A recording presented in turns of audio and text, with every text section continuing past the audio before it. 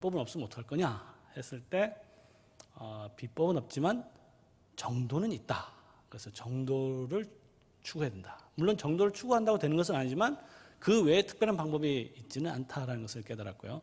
그 정도가 뭐냐라고 했을 때 아주 간단하더라고요. 정도는 이 작은 교회의 장점을 살리고 이 단점을 죽이는 것입니다. 이게 정도예요. 그런데 이렇게 이야기하면 우리 목사님들이 좀 너무 당연한 거 아니냐 이렇게 생각하는데, 제가 그 책을 제 책상에서만 쓴 게 아니고 작은 교회를 전부 다 방문하면서 썼습니다. 제가 방문한 95%는 목회를 전부 다 거꾸로 하고 있었어요. 작은 교회의 장점을 전부 다 축소시키고 단점을 극대화시키는 목회를 전부 다 하고 있었습니다. 뭐 여러 가지가 있는데 그것은 정말로 그러냐 했을 때 정말로 그랬습니다. 예를 들면 이런 거 있습니다. 작은 교회는 모임 횟수를 줄여야 되는데 큰 교회와 똑같이 하는 거죠. 예배나 운영하는 것이나 이 모든 것이 작은 교회가 큰 교회하고 특별한 차이가 거의 없게 그렇게 목회를 하고 있는 것을 보았습니다. 어떻게 작은 교회인데 작은 교회는 작은 교회에 맞게끔 목회를 해야 되는데 큰 교회를 따라하냐 이거죠. 그래서 그 이유를 제가 곰곰이 생각해 보니까 두 가지로 요약할 수 있는데, 하나는 작은 교회 목사님들이 큰 교회가 되고 싶어 하더라고요. 저는 여기서 모든 문제가 발생한다고 봅니다. 작은 교회를 작게 건강하게 만들면 문제가 없어지는데 작은 교회를 크게 만들려고 하다 보니까 그 모델을 큰 교회에서 이제 따오는 거죠. 예배든 목회든 신방이든 뭐 행정이든 모든 것을 다 그렇게 하고 있는 것을 봤습니다. 그 다음에 이제 더 문제는 좋은 작은 교회 모델이 없다는 게 더 문제예요. 없다 보니까 이 두 가지가 맞물려서 작은 교회가 아무 대책 없이 큰 교회를 그대로 답습하는, 그래서 결과적으로 어떻게 되냐면 작은 교회의 장점이 싹 죽어버리고요, 단점은 극대화되는 그런 것을 보게 되었습니다. 그래서 뭐 더 자세한 것은 제 책을 참고하시면 되겠고요. 그래서 제가 그 모든 것을 종합해 봤을 때 작은 교회가 결국은 추구해야 될 것이 무엇인가 했을 때, 오늘 이제 다루는 교회 성장과 관련했을 때 이 교회 성장의 핵심이 목회자의 성장이라는 것이 제 또 하나의 중요한 답변이라는 것이 이제 오늘 다루고자 하는 내용입니다. 그러니까 작은 교회의 교회 성장은, 대부분 교회 성장은 이제 성도들의 숫자가 증가하는 이걸 생각을 하잖아요. 근데 그 기준이 좀 바뀌었으면 좋겠다는 것이죠. 작은 교회는 죄송하진 말이지만 특별한 경우가 아니면 성장할 가능성이 그렇게 많지 않습니다. 그러나 초점을 바꿔서 이 교회 성장의 기준을 바꿔야 돼요. 제가 보면 바꾸지 않으면 계속 작은 교회 목사님들은 거기에 매여서 목회를 할 수밖에 없다는 것을 제가 말씀드리고 싶습니다.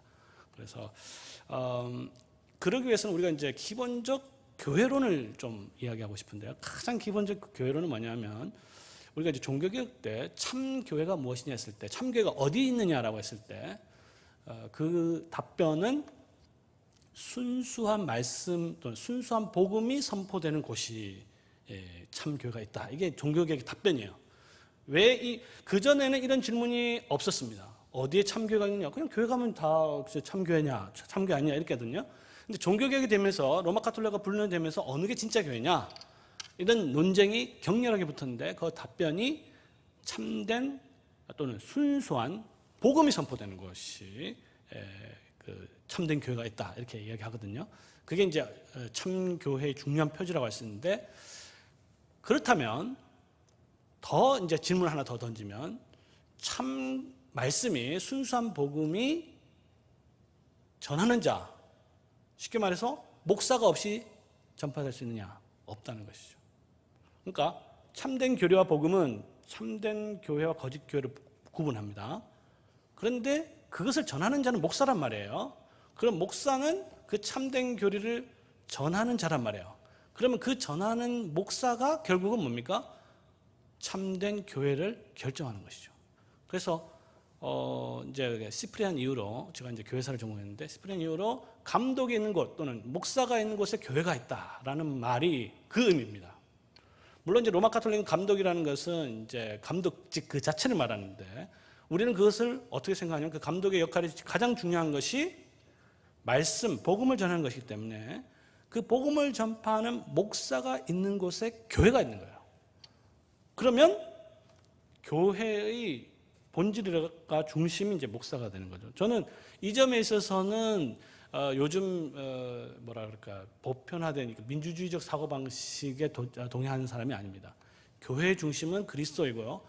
그리스도의 중심은 실질적으로는 말씀이고요. 말씀의 전파는 목사를 통해서 전파되기 때문에 목사가 있는 곳에 교회가 있다라고 이제 강조를 많이 합니다.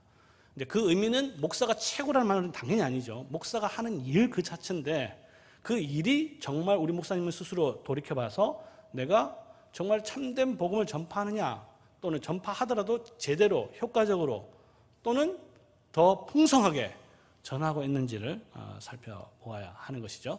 그래서 교련적으로 봤을 때 목사가 있는 곳에 교회라면 그게 저는 아주 중요하다 보는데 그런 것이 정해져 있다면 그게 기초인데 그렇다면 우리 목사님들의 목회적 관심을 교회라 그럴까 성도에게 쏟는 것보다는 차라리 목사에게 목사 자신에게 쏟는 것이 낫다라는 어프로치 결론에 도달할 수가 있습니다. 그러니까 교회 성장에 대한 개념을 거꾸로 하는 것이죠.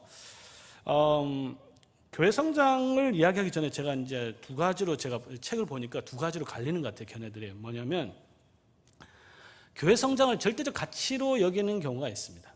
교회 성장하면 최고다 이거죠. 예를 들어서 뭐 이제 서울에 세계에서 가장 큰 교회가 있잖아요. 그러면 보통 이렇게 합니다.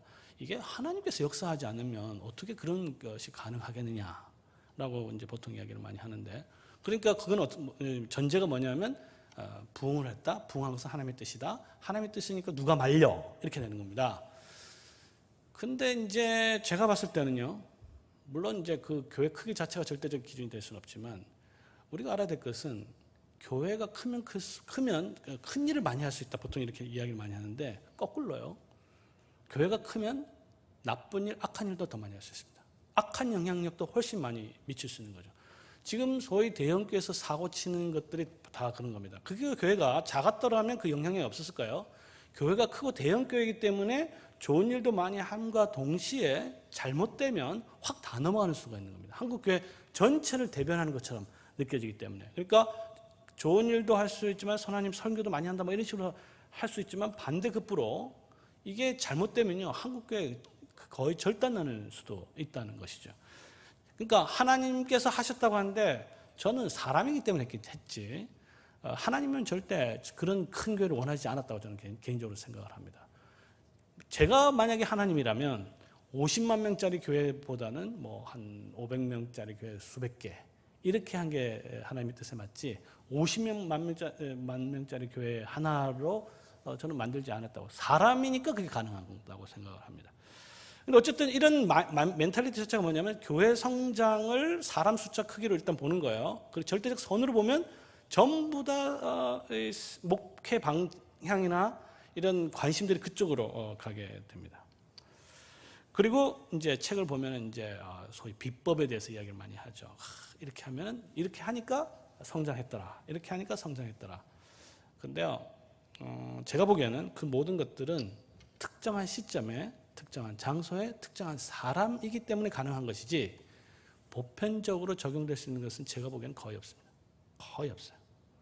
그러니까 그것을 특수한 상황을 제껴놓고 그것을 따라하면 마치 될 것이다 하면 된다.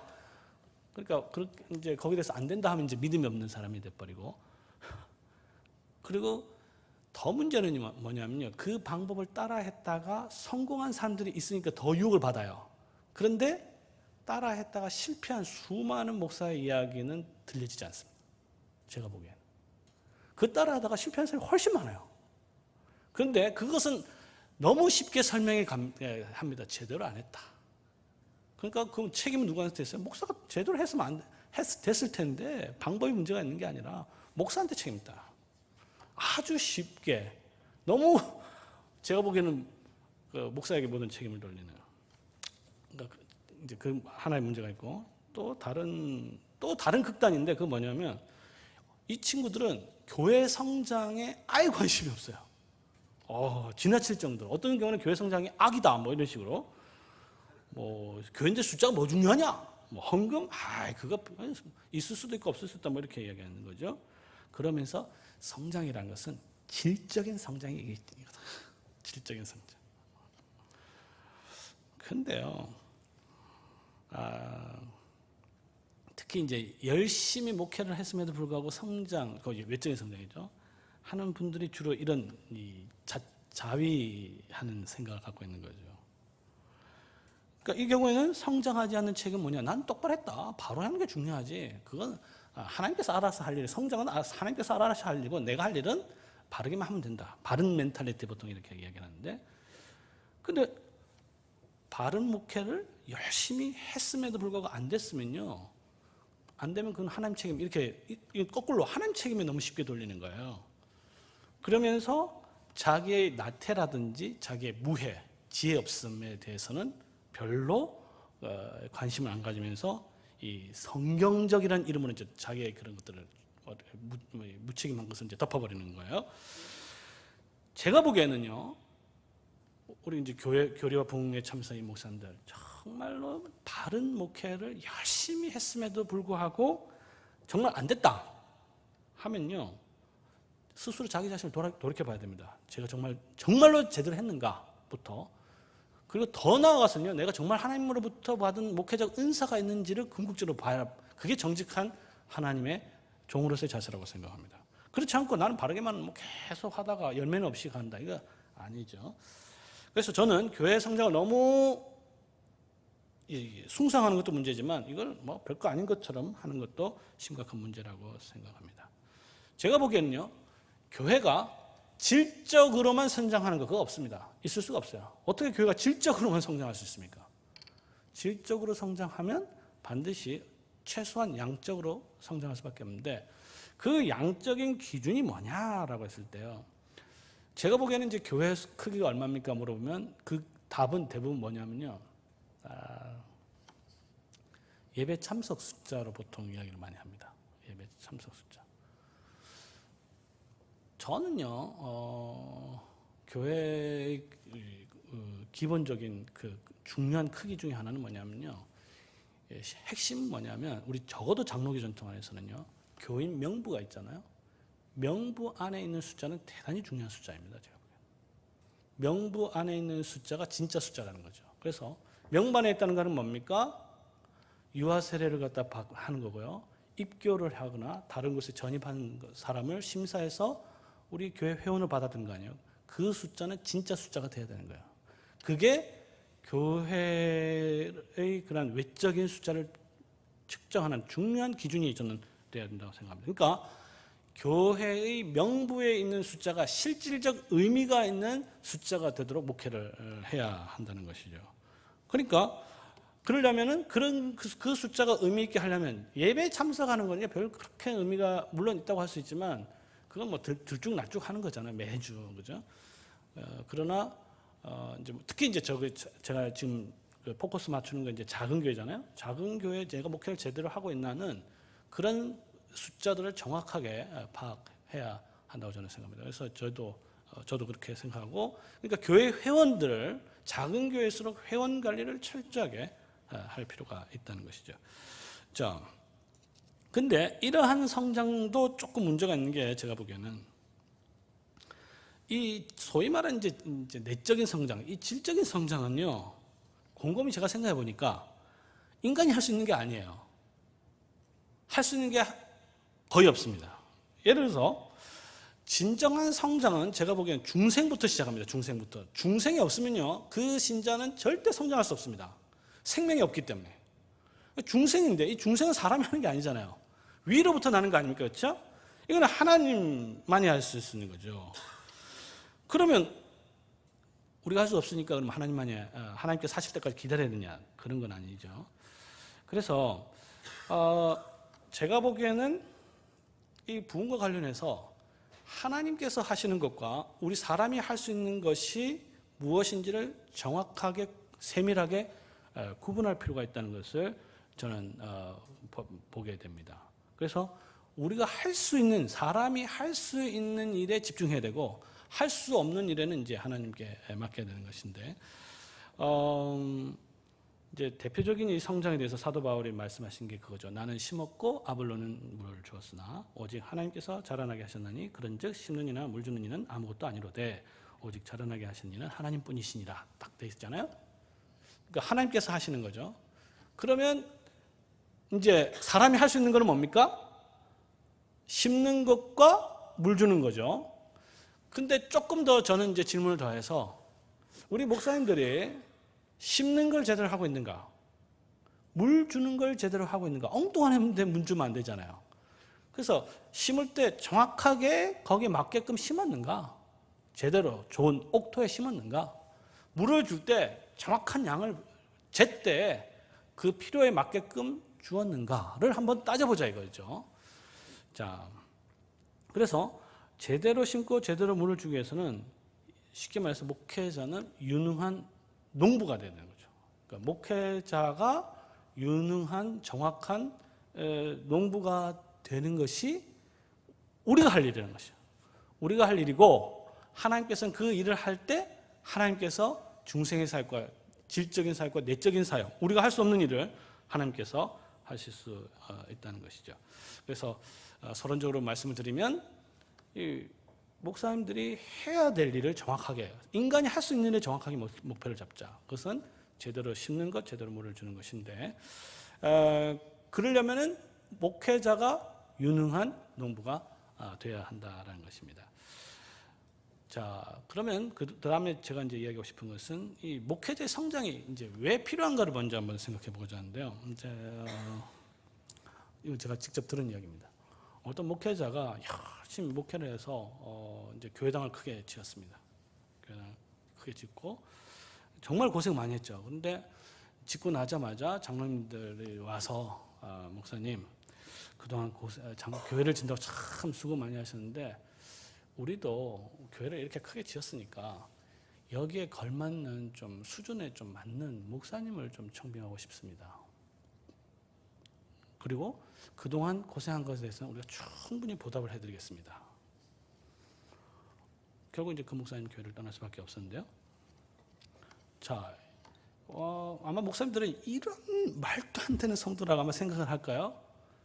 근데 목사님들은요, 성도 입장에서 한번 바꿔서 생각할 필요가 있습니다.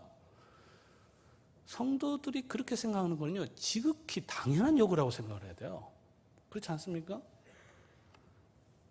목사님들 생각에는 그건 진짜 호로자식 비슷한 거죠. 악당이라고 생각할지 모르겠지만 장로나 성도의 입장에서 보면요, 그건 너무나 당연한 거예요. 교회당은 커졌는데 목사의 수준은 그대로다. 그건 참을 수 없는 거죠. 제가 보기에는 보통 3년까지는 참을 수 있습니다. 3년 이상은 못 참아요. 그러면 뭐가 잘못됐냐? 농부가 밭을 탓할 수는 없죠. 그래서 제가 보기에는 그 목사의 잘못은 교회당을 크게 지은 것에 있지 않습니다. 그 목사의 잘못은 교회당만 잘 지은 거예요. 그렇죠? 교회당만 잘 짓고 거기에 따라서 자기 자신도 빌드업을 시켰어야 되는데 교회당만 열심히 크게 짓고 자기는 그 자리에 그대로 있으니까 이게 언밸런스잖아요. 안 맞잖아요. 그렇죠? 그렇기 때문에 우리 목사님들이 목회를 할 때 뭘 하든지 간에 이게 목사의 지속적 성장이라는 게 굉장히 중요하다는 것을 우리가 알 필요가 있습니다. 그래서 특별히 작은 교회 목회자일수록 제가 이제 이 포커스가 기본적으로 작은 교회 목회에 맞춰 있기 때문에 특별히 더 그렇습니다. 특별히 큰 교회 목사님에 비해서 그 이유는 뭐냐면 예전과 달리 저도 어제 광주에서 이제 집회를 했는데요. 이 줄에 보니까 진짜 교회가 많더라고요. 예전과 다른 겁니다. 70년대, 80년대 다르. 그때는 교회가 없었던 시절이고 지금 교회가 너무 많아요. 그런데 그 많은 교회에서 어떤 교인이 작은 교회를 선택을 했다면요. 그 이유는 뭘까요? 작은 교회를 제가 만약에 성도라면 어떤 교회를 찾는다면요. 또는 새로운 교회를 다녀야 되겠다 해서 한다면요. 작은 교회에 가야 될 이유가 하나도 없습니다. 하나도 없어요. 진짜로. 저도 지금 작은 교회를 하고 있잖아요. 그러면 어떤 사람이 작은 교회를 갔다 그리고 계속 남아있다 하면 유일한 이유는 뭘까요? 제가 보기에는 그 교회 담임 목사님 때문입니다. 제가 보기에는 두말할 필요가 없어요. 아까도 얘기했지만 작은 교회는요, 성도가 가야 될 이유가 하나도 없습니다. 뭐 요즘에는 가족과 같다고 이야기를 많이 하는데요, 제가 다녀봤습니다. 저도 가족과 같은 작은 교회 없어요. 그런 교회가 있다면 이미 커져버렸습니다. 작은 교회에서 더 가족 같지 않고 더 싸우고 그런 걸 더 많이 보게 됩니다. 그러니까 어떤 성도가 있는데 그게 남았다면 담임 목사 때문에 남는 거예요. 그러니까 목사 때문에 남아있고요, 목사 때문에 떠나기도 합니다. 그게 작은 교회, 뭐 큰 교회도 거의 비슷하죠, 사실은. 근데 큰 교회는요, 이 목사와 성도의 간의 거리가 굉장히 멀죠. 그러나 작은 교회는 가깝죠. 그러니까 무슨 말이냐면 훨씬 더 어렵다는 겁니다. 작은 교회 목사님들이 그런 인격이나 말이나 행동이나 뭐 하여튼 그 자체가 큰 교회보다 훨씬 더 탁월하지 않는다면, 쉽게 말해서 바로 옆에서 부딪히면 좋은 거 안 좋은 거 다 보잖아요. 쉽게 말해서 큰 교회는요, 다 가보면 조명빨 받죠, 뭐 최신식 옷 다 잘 입죠, 말도 세련되죠. 그것만 보잖아요. 그 뒤에 끝나고 나서 그 당회실 들어가서 지지볶고 싸우고 이런 거 안 보잖아요. 그래서 제가 보기에는 작은 교회일수록 목사의 비중이 훨씬 크다는 것, 그렇기 때문에 목사의 성장이라는 것이 대단히 중요하다. 그렇다면 목사는요, 작은 교회 목사는 그 시간 투자를 성도에다 할 것이 아니라 자기에게 해야 되죠. 이유는 작은 교회 성도들이 목사 때문에 있으니까. 목사 때문에 있는데 목사는 또 성도들을 이게 뭐랄까, 이렇게 키워야 된다고 생각하니까, 저는 키워야 된다고 생각 그 자체를 버려야 된다고 생각하는데, 더 많이 하려고 생각하니까 자기 에너지를 성도에 쏟아붓는 거예요. 뭐 틀린 건 아닌데 지나치게. 성도들은 목사 때문에 오는데 목사는 성도에 관심이 있는 거죠. 그게 틀렸다는 건 아닌데 지나치게 많은 에너지와 시간이 자기 자신의 성장을 위해서는 너무너무 쓰지 않는다는 거예요. 이게 제가 보기에는 큰 정말 딜레마다. 그래서 장은경 목사님일수록 정작 그죠? 이게 자기 자신의 시간을 투자하는 것에 더 둬야 된다라는 것이죠. 제가 어떤 교회를 한번 갔었는데, 이제 수요 예배를 주로 많이 갔었는데, 수요 예배 끝나자마자 그 교회 목사님은 그냥 바로, 작은 교회니까 그냥 운전하러 가버렸어요. 성도들 이제 운행을 해야 되니까. 그러면 새로운 신자는 목사님 때문에 왔는데 목사님과 만날 시간 하나도 없고 목사님은 성도를 돌보기 때문에 운행을 나가버린단 말이에요. 이와 같은 상태가 계속 지속되면, 그러니까 목사님은 교회를 돌보고 한다고 그렇게 했겠죠. 그러나 정작 성도들 목사님의 말씀과 목사님의 어떤 돌봄 이런 것에 때문에 목사님 때문에 왔는데 그것이 계속 충족이 되지 않으면, 쉽게 말해서 그 작은 교회에 가야 될 이유는 훨씬 더 줄어드는 것을 보게 됩니다. 자, 이와 모든 것을 봤을 때 작은 교회의 목사님일수록 더욱더 자신을 지속적으로 성장시키는데 훨씬 더 시간을 적어도 지금보다 많이 투자를 해야 된다는 것입니다. 자, 이제 필요성에 대해서 얘기했고, 그런데 이 목회자의 성장을 방해하는 요소들이 너무 많아요. 너무 많습니다. 그러니까 첫째는 이걸 갖다 극복하기 위해서는 이 필요성, 목회자 스스로 내가 성장해야 된다라는 것에 대한 확신과 필요성을 느껴야 되는 것이 먼저고, 그 다음에는 그것의 장애물들이 무엇인지를 정확히 봐야 되는데, 상당수의 이제 목회자는 보면요, 자기는 목회를 잘하는데 똑바로 한다고 생각을 하는데 교회가 성장하지 않는 이유를 주로 이제 외부에서 찾습니다. 거기서부터 이제 좀 문제가 될 수 있죠. 물론 이제 외부적인 요소가 분명히 없는 건 아닙니다. 그러나 대부분은 해결될 수 없는 거예요, 제가 보기에는. 예를 들어서 재정적인 어려움 해결될 수 없습니다. 거의 해결될 수 없습니다. 물론 하나님께서 도우시면 할 수 있는 경우도 있지만 굉장히 어려운 부분이에요. 그러나 그렇다고 해서 계속 그것만 볼 수는 없는 거잖아요. 당장 해결될 수도 없고 해결된다 하더라도 그러면 그 다음에 또 잘할 수 있냐? 그것도 아니에요. 재정 문제가 해결되면 목회가 잘 되냐? 그렇지도 않습니다. 그 문제가 해결된다고 했을 때 그 다음에 준비가 되어 있었는데 그 준비가 되어 있지 않다면 아무리 재정 문제가 해결된다 하더라도 교회가 든든히 서갈 수 없다는 것이죠. 제가 보기에 목회자 성장이 방해되는 가장 큰 장애물은 외부도 있지만 외부는 사실은 이제 해결하기가 쉽지는 않지만 적어도 내부에서 오는 게 더 크고 그것은 해결하기가 이제 쉬운 것인데 뭐 여러 가지가 있을 수 있지만 예를 들어서 교만이 있을 수 있습니다. 의외로 작은 교회 목사님일수록 이제 교만이 많은 경우가 많습니다. 여기서 이제 큰 교회 목사님들 교만하다 보통 생각하는데 저는 그렇게 생각하지 않습니다. 작은 교회 목사님들 교만도 의외로 셉니다. 교만의 특징 중에 하나는 뭐냐면 이제 잠언서에 보면 확실히 나타나는데 교만의 가장 중요한 특징 중에 하나는 안 듣는 거예요.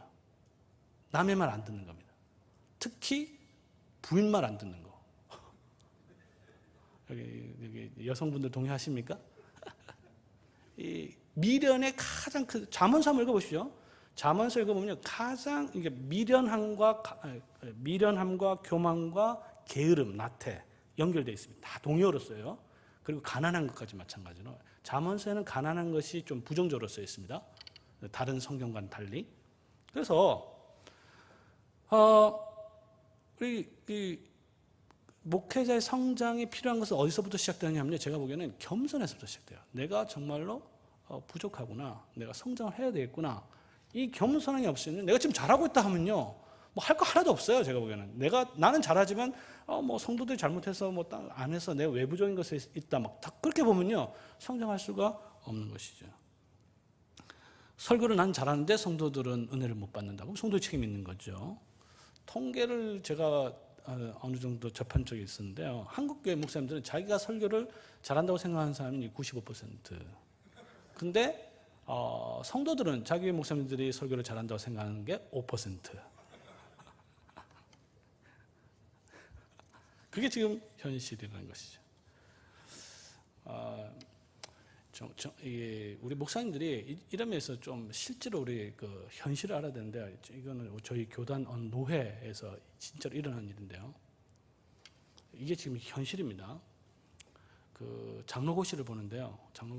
제 동기 목사님이 이제 목사 고시를 보는데 이제 목사님들을 그 앞에 있는 목사님들을 띄워주기 위해서 그리고 장로님들에게 이제 조금 더 편안하게 하려고 그때 월요일인데 장로님 어제 목사님 설교 중에서 기억나는 것 있으면 하나만 말씀해 보십시오. 이렇게 얘기했어요. 3명이 있었거든요. 제목도 아니고요.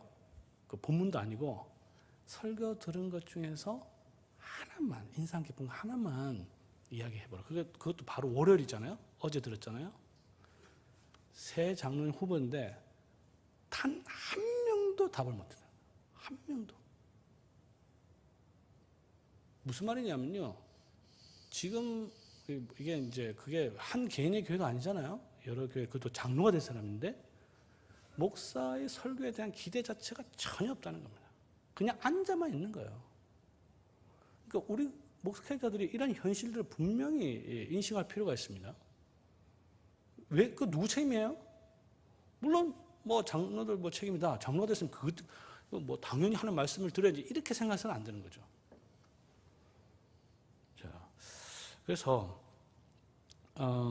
제가 조금 이제 곁길로 갔는데 어쨌든 그런 것을 정확한 상태를 성도들 상황을 파악하고 자기의 부족함과 또한 겸손함 그리고 남의 말을 듣고 성도들 말을 듣고 정확하게 들어서 지혜로운 판단을 할 수가 있어야 되고 그럼 내가 어디서부터 출발해야 될 것인가 부족함을 소위 이제 객관화시킨다 그러잖아요. 객관화시켜서 자기 부족함을 발견하고 성장시켜 간다. 이게 분명하게 있어야 되는 거죠. 그 다음에 제가 보기에는 목회자 성장의 가장 큰 장애물이 분주라고 생각합니다. 분주 또 바쁨이죠. 지나치게 불필요한 일에 너무 바쁘다라는 것이죠. 그리고 그것은 목사님들이 목회를 그렇게 만들기도 하고요. 아까 제가 이야기했듯이 수요일 날 운행하는 거. 목사님 이제 작은 교회는 운행해야 된다고 생각을 하잖아요. 저는 작은 교회는 뭐 제 책에도 썼지만 절대 운행해서는 안 된다고 이야기를 하거든요. 교회는 반드시 성도들이 자기 발로 와야 되는 거지. 그 교회에서 근데 차량을 왜 보내느냐 하면은 한 명이라도 더 데려와야 된다는 목회를 하고 있는 거예요. 거기서부터 모든 이 행정력이 낭비가 되는 거죠. 목사는, 아까도 했죠. 성도들은 목사님 설교 때문에 사실 왔는데, 성교는 별 시간을 못 쓰고, 차량 운행하는 거 그게 에너지가 갔다 오는데 벌써 2시간이잖아요. 근데 설교 준비하는 데는 그 2시간을 갖다 뺏기는 거죠. 그런 식의 분주함, 불필요한 분주함을 만들어내는 목회를 하는 한, 이게, 그러니까 쉽게 말해서 목사님들이 자기 성장을 쏟을 시간 자체가 전혀 없는 거죠. 지금 이 상태가 계속되는 한 제가 보기에는 이거 바뀔 수가 없습니다. 그러니까 여기는 그래도 제가 보기에는 목사님들이 시간을 내서 왔는데, 제가 보기에는요, 이 1년에 일주일을 비워서 이렇게 자기 성장에 세미나에 온다든지 좀 조용하게 시간을 두게 목회를 하고 있는 분이 거의 없다는 것을 이제 보게 됩니다. 굉장히 바쁜 거예요. 뭐가 바쁜지 모르겠는데 바쁜데, 정말로 그게 하나하나씩 보면은요, 다 필요한 것처럼 보이는데, 정말로 그게 필요한가? 제가 보기에는 아니라고 생각하는 거죠. 왜냐? 그 모든 목회적 관점이 성도 하나를 세우고 자기 자신을 키우는 데 있는 게 아니고, 그냥 남이 하니까 하는 거예요. 그래서 제가 주장하는 것 중에 하나는 뭐냐면요, 큰 교회에서 하는 거는 작은 교회는 절대로 하면 안 된다고 생각하는 사람 중에 하나입니다. 큰 게 무조건 하지 마라, 이렇게까지 극단적으로 이야기하는 경우도 있는데, 그 모델이 작은 교회의 힘을 현저히 약화시켜버리는 거죠. 아까 이제 대표적인 차량 운행 같은 거요. 그런 거 해버리면 이게 교회 에너지, 써야 될 에너지를 갖다 상당 부분 거기에 이제 쏟게 되거든요. 그래서, 목회자가 그 일상의 이 분주로부터 벗어나서 자기를 성찰하고, 성찰하는 조용한 시간을 가질 필요가 있는데, 이러기 위해서는요, 작은 교회 목회자들은 절대로 바빠서 안 된다는 게 제 생각입니다. 바빠서는 안 된다. 근데 우리나라 사람들은요, 이제 바쁘고 열심히 하는 걸 이제 선호하잖아요. 열심히 하면은 이게 목회 열심히 하는 거고, 그냥 가만히 앉아서 생각하고, 쉬고, 이런 거는 아주 죄악식이랄까, 좀 게으른 것처럼 생각하는 거 있는데, 저는 목사는요, 발로 뛰는 사람이 아니라고 생각합니다. 머리로 일하는 사람이라고 생각해요. 머리로 일하는 겁니다. 물론 이제 발로도 해야 되지만, 주된 거는 머리로 하는 거예요. 왜? 설교를 하는 거잖아요. 설교가 무슨 발로 하는 거 아니잖아요. 머리로 생각하고 기도하면서 계속 이렇게 책을 읽고 성경을 읽고 해야 나오는 게 설교잖아요. 그런데 자꾸 이게 뛰어다니고 열심히 막 돌아다니는 게 목회의 본질이라고 생각을 해버리면, 이제 목회자의 성장에, 자기 자신에 대한 성장이 투여하는 시간이 확 이제 줄어들게 되는 것이죠. 적어도 제가 보기에는 목회 계획을 하실 때 내가 나의 성장을 위해서 어느 정도 시간을 투자할 것인가는 가장 우선순위여야 된다고 생각합니다. 그래 놓고 다른 것을 짜야 되지, 다른 거 다 해놓고 자기 자신 성장으로 해버리면요, 다 밀리게 돼 있습니다. 제가 보면. 그래서 적어도 일주일 정도는 비울 수 있어야 됩니다. 그런데 대부분의 목사님들은 또 제가 가보니까 전부 다 목회자에게 의존형으로, 그러니까 목사님이 없으면 하루라도 교회가 유지가 안 되도록 이렇게 목회가 되는 경우는요, 제가 보기에는 주님 오실 때까지 자기 성장에 시간 못 보냅니다. 자, 그러면 성장을 위한 몇 가지 요소들을 좀 보려고 하는데요. 이제 성장에 대한 필요성 이야기했고요. 거기에 대한 장애물 이야기했고, 몇 가지 요소들을 좀 보려고 하는데, 구체적인 방법은요, 이거 역시 제가 보기엔 비법은 없습니다. 구체적인 정답이 없는 거죠. 사람들마다 너무 이제 다르다는 것이죠. 다르기 때문에 일단은 목사님들이 자기 자신에 맞는 성장에 맞는 모델들을 빨리 자기에 맞는 것을 이렇게 찾는 게 제일 중요하다고 봅니다. 남이 했던 거 자기한테 안 맞을 수 있거든요. 그러니까 몇 가지 시도를 해보고, 이건 내가 좋아하는, 그러니까 보통 이렇게 이야기하잖아요. 자기가 좋아하는 것, 그리고 자기가 잘할 수 있는 것을 선택하면 행복하다 하거든요. 그러니까 목사님들이 여러 가지 모델 중에서 요거 딱 해보니까 맞다. 교려 부흥에 오니까 이야 정말 좋다. 그럼 나한테 맞다. 그럼 여기 이제 이걸 자기 모델로 삼을 수 있겠죠. 어쨌든 자기에 적합한 그런 뭐 성장 모델을 빨리 찾고 거기에 대해서 이렇게 확신을 가지고 거기다 시간을 투자해야 되는 거죠. 왜냐하면 목회자의 성장에 여러 가지 요소가 있겠지만 내가 설교를 잘하고 싶다. 이거 하루아침에 되는 거 아니잖아요. 그런 거 없습니다. 그런 비법 없어요. 어떤 사람이 갑자기 어떻게 하루아침에 설교를 잘할 수 있겠습니까? 그거는 있을 수 없는 일이거든요. 그러니까 그거는 장기적인 목표를 가지고 꾸준히 업데이트를 해줘야만 가능한 일이라는 거죠. 그러니까 자기 성장이라 봤을 때 이 조급함을 버려야 됩니다.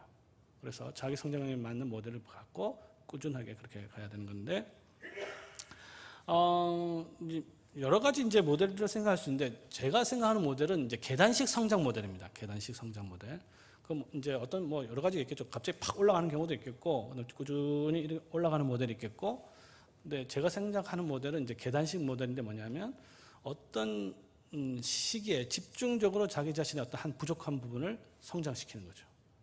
그리고 이제 내면화시키는 거죠. 다진 다음에 그게 이제 어느 정도 정착이 됐고 힘이 모아진 다음에 다시 한 번 더 뛰어오르게 또 집중해서 올리고 계속 하는 그런 계단식 모델이 좀 적합하지 않을까 이런 생각이 듭니다. 그러니까 뭐 제가 이제 또 교리와 부흥 여기 세미나 왔으니까 이런 게 아주 좋은 모델이죠. 그러니까 1년에 한 2차례 정도 세미나가 있으면 교리와 부흥에 와서 집중적으로 자기 자신의 시간을 투자해서 자기 자신을 성장시키고 그 다음에 그것을 거기서 끝나는 게 아니고 그것을 가지고 자기의 목회 현실을 계속 적용시키는 거죠. 계속 적용시키면서 그러니까 internalization이랍니다. 자기 내면화시키는 거. 내면화시키고 자기 것을 만든 다음에 그 다음에 다음 또 교리와 부흥식에 또 와가지고 또 한 번 더 업그레이드 시키는 거죠. 그러면서 계속 이렇게 쌓아가는 그런 방식의 그런 모델이 좋지 않나 이렇게 생각합니다. 이게 이제 저는 교회 성장도 마찬가지로 생각해요. 그러니까 1년 내도록 전도 집회하는 건 전 별로 좋지 않다고 생각합니다. 그러니까 예를 들어서 이렇게 할 수 있겠죠. 이제 부활절은 이제 좋잖아요. 또는 성탄절, 부활절이나 성탄절에 집중적으로 이제 또는 이제 신년에 하면 주로 이제 불신자들도 제가 아는 경우에는 불신자도 이제 올라가면서 한번 교회 가볼까 해서 온 사람이 한 명 있었어요. 전도 아무도 한 적도 없는데 불신자가 갑자기 원래는 좀 새로운 걸 한번 해보자 해가지고 새로운 시장이 됐으니까 자기 아는 사람 전화를 자기 아는 친구한테 전화를 한 거죠. 야, 내가 오늘부터 교회를 한번 가고 싶다. 그래서 한번 왔어요.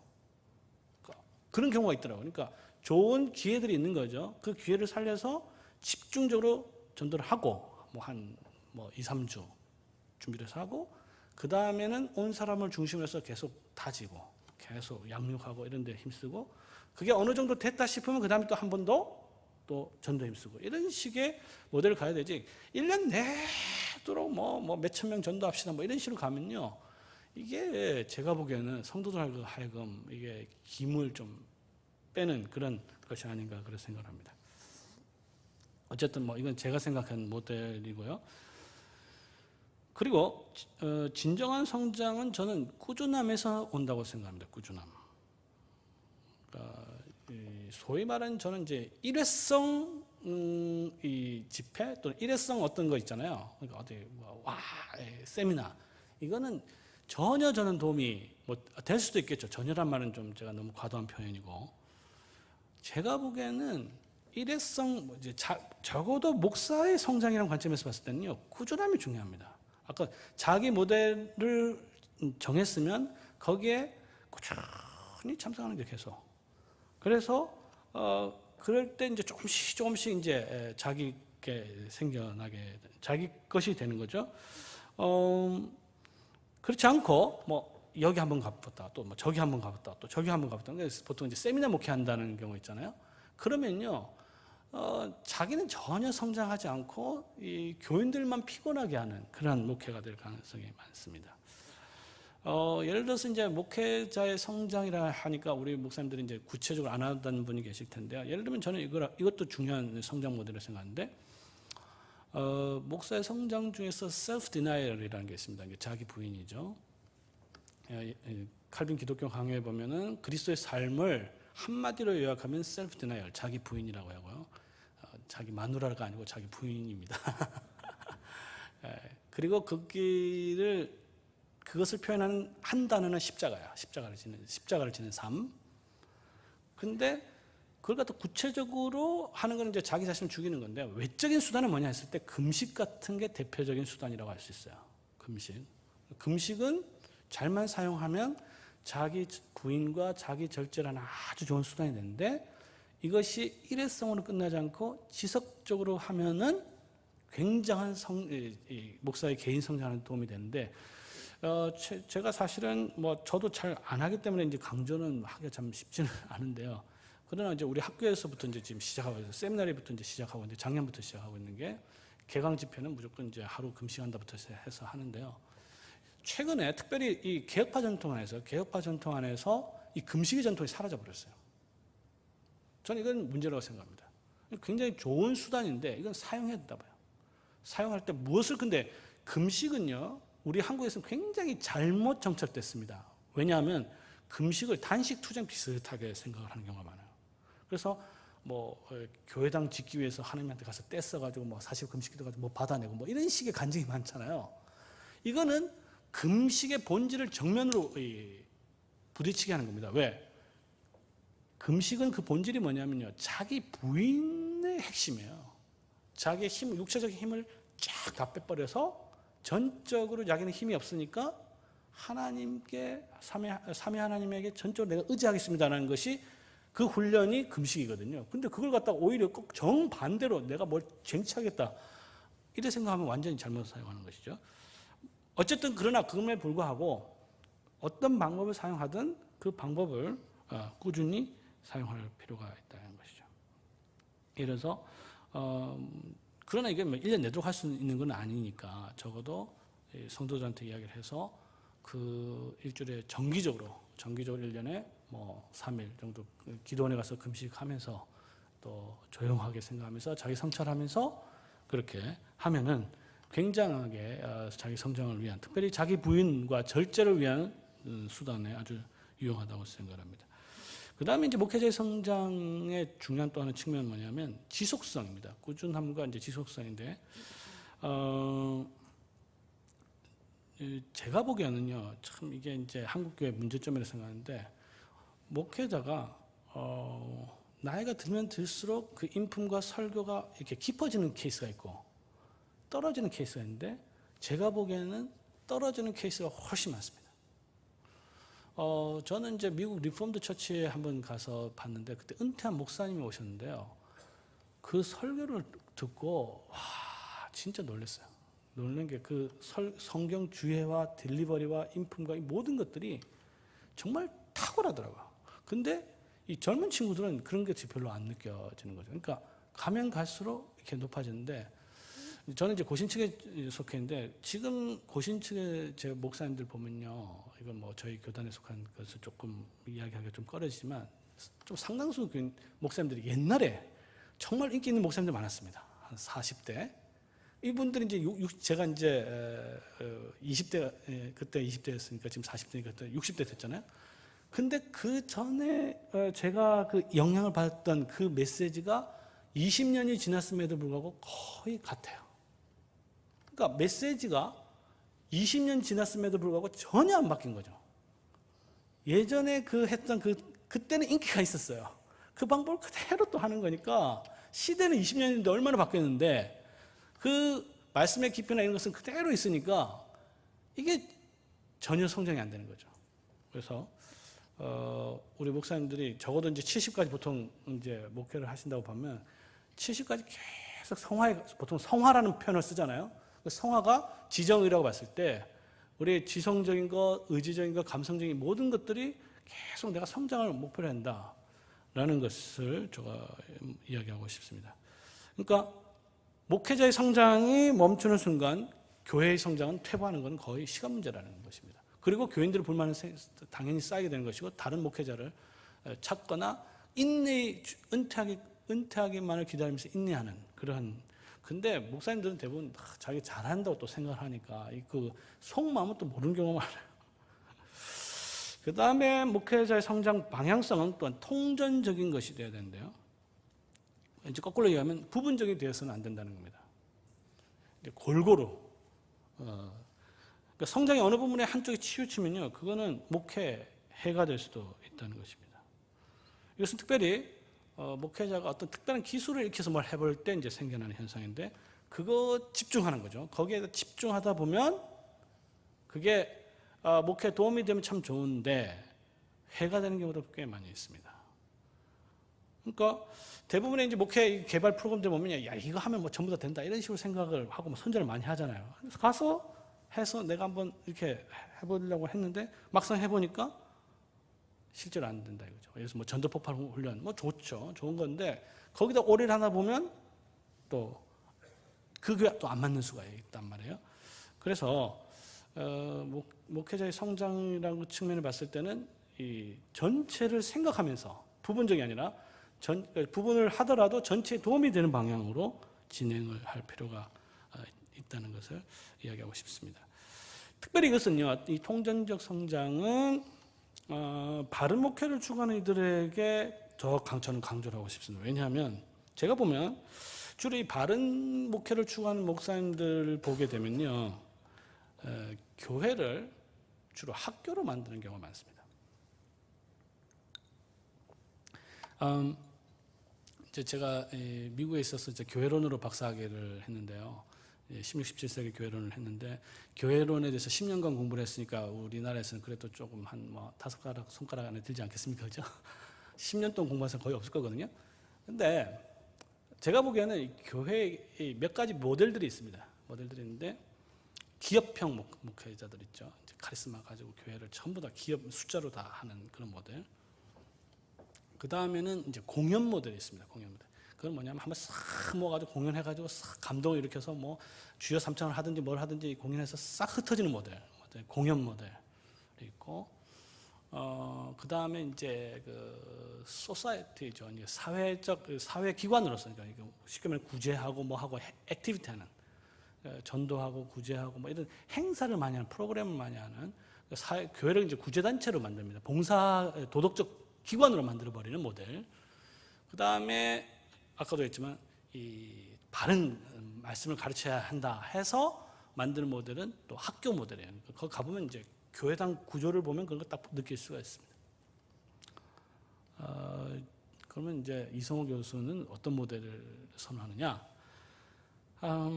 저 개인적으로는 이제, 그러니까 우리 목사님들이 교회를 세울 때 어느 모델을 취할 것인가를 염두에 둬야 거기에 따라서 목회 계획을 갖다 맞춰줘야 됩니다. 제가 생각하는 모델은 이제 패밀리, 가족 모델이에요. 그러니까 교회는 가족이 돼, 특별히 작은 교회는 가족이 돼야 된다는, 그 가족의 가족됨을 고양시키는 방식으로 예배든 직분이든 신방이든 교육이든 전부 다 그렇게 가야 된다는 것이죠. 그래서 이제 뭐 예를 들면 이렇습니다. 우리 교회 같은 경우는 이제 작으니까 가능한 건데, 설거지도 그죠? 세대별로 다 같이 모여서 같이 하고, 청소도 가족별로 하고, 또 가족들이 모여서 뭐 하는 프로그램도 그쪽으로 만들고, 그러니까 패밀리 그 전체적인 느낌이 이건 대가족이다라는 느낌으로 이렇게 좀 운영하려고 노력을 많이 하는데, 이제 그렇지 않고 만약에 이제 학교 모델을 하면 이제 딱 이제 예배 딱 끝나고 나면 밥 먹고 나서 또 성경 공부하고 뭐 또 뭐 하고 뭐 이렇게 강제를 많이 개설해서, 그죠? 그렇게 할 수 있겠죠. 그래서 이제 패밀리니까 저희들은 이제 당연히 먹는 걸 강조를 굉장히 많이 하고, 잘 먹고 잘 마시고 하나님 나라를 먹고 마신 데 있다 이렇게 얘기를 하는데, 작은 교회에서는 이제 잘 먹어야 된다라는 게 제 주장이고요. 패밀리니까. 그 다음에 생일 파티 같은 거 다 같이 하고 뭐 이런 것들이죠. 그러니까 물론 이제 저희 교회는 이제 특별히 이제 그거는 이제 부차적이고요. 본질적인 것은 당연히 이제 식사 공동체로서 성찬식을 매주 하는 거죠. 저희들은 그게 이제 패밀리, 밥상을 같이 하는, 주의 상을 같이 하는 개념이거든요. 그래서 그 모든 것들이 패밀리 그러니까 한 밥상 공동체라잖아요. 밥상에서 같이 교제를, 성도 간의 교제를 누리는 모델을 제가 생각을 하고 있습니다. 근데 어쨌든 그러니까 제가 목회자의 성장이라 봤을 때 이렇게 부분적이 되는 것이 아니라 교회 전체적인 관점에서 그것을 건강화시키는 방향으로 해야 된다라는 것이죠. 이 통전적 성장이 가능하기 위해서 필요한 것이 일관성입니다. 이것은 특별히 신학적, 저는 목회적 일관성이라고 보통 이야기를 하는데, 이 신학과 목회가 분리된 게 저는 아니라고 보는 것이죠. 이제 보통 이제 이런 이야기를 많이 하는데, 신학은 장로교적으로 하고 목회는 순복음적으로 해야 부흥한다, 뭐 이런 말을 많이 하는데, 저는 거기 동의하기가 쉽지 않습니다.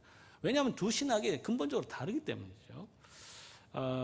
저는 차라리 순복음은 순복음, 또 장로교는 장로교 원칙에 충실하게 목회를 해야, 신학에 충실한 목회를 해야 건전하게 튼튼하게 교회가 세워질 수 있다고 봅니다. 저도 오늘 아침에 이제 어떤 교회 성도로부터 전화를 받았는데, 성도가 전화했는데, 그 교회는 그러니까 일부 예배는 완전히 개혁파적으로 목회를 하고, 2부 예배는 완전히 또 순복음 뭐 이렇게 뭐 예배를 한다는 거예요. 그리고 가르치는 것도 일부 쪽에는 뭐 하이데베크 요리문답 이런 거 가르치고, 2부는 뭐 DTS 뭐 이런 것도 하고.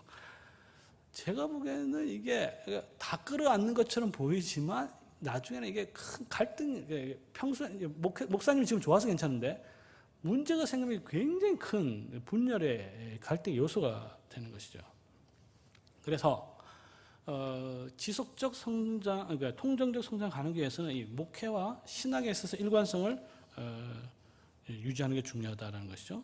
그래서 이게 뭐 오늘 보니까 침례교 목사님들 계시는데, 침례교 목사는요, 이 청교도의 책을 읽고 유아 세례가 옳다는 확신을 가지고 목회하면 제대로 할 수가 없습니다. 그건 다른 거죠. 왜냐하면 침례교 전통은 유아 세례를 인정하지 않으니까, 유아 세례를 인정하지 않는 그 신학적 틀 안에서, 그러나 그럼에도 불구하고 리폼드 전통을 받아서 이렇게 신학적 일관성을 유지하면서 하는 게 맞는 거예요. 장로교도 또 마찬가지죠. 그 안에서 자기 전통에 맞게끔 목회를 해 맞는 거지, 저것도 좋네 저것도 좋네 이렇게 해버리면 이게 쉽게 말하면 잡탕이 될 가능성이 있다는 것입니다. 그래서 목회자는 자신의 성장을 추구함에 있어서 그 신학적 일관성을 놓치지 말아야 한다. 그 다음에 이제 목회자 성장에 있어서 제가 이제 굉장히 강조하는 것 중에 하나가 이제 기본 또 기초라고 하는데, 기초의 중요성입니다. 저는 이거 아무리 강조해도 지나치지 않는다고 하는데, 왜냐?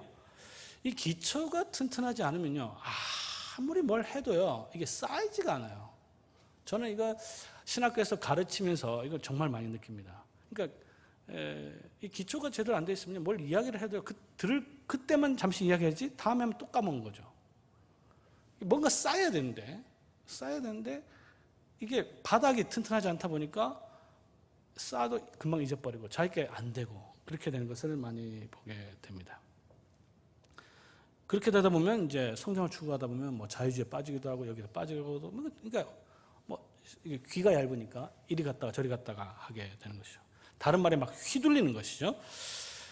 자, 그렇다면 이제 목회자가 어떤 기초가 가장 중요하냐라고 했을 때 우리 교리와 부흥 컨퍼런스니까 당연히 누가 봐도 교리적 신학적 기초가 굉장히 중요하다고 봅니다. 물론 여기에 대해서 이제 이렇게 이야기할 수 있을 거예요. 성경이다. 뭐 틀린 건 아닌데요. 답은 맞는데 답이 틀릴 수 있습니다. 왜 틀렸느냐? 성경이라고 했을 때 그 성경이 성경을 가지고 있다고 해서 성경적이 되는 건 아니거든요. 그렇죠? 로마 카톨릭도 성경을 가지고 있단 말이에요. 이단들 성경을 더 많이 가지고 있죠.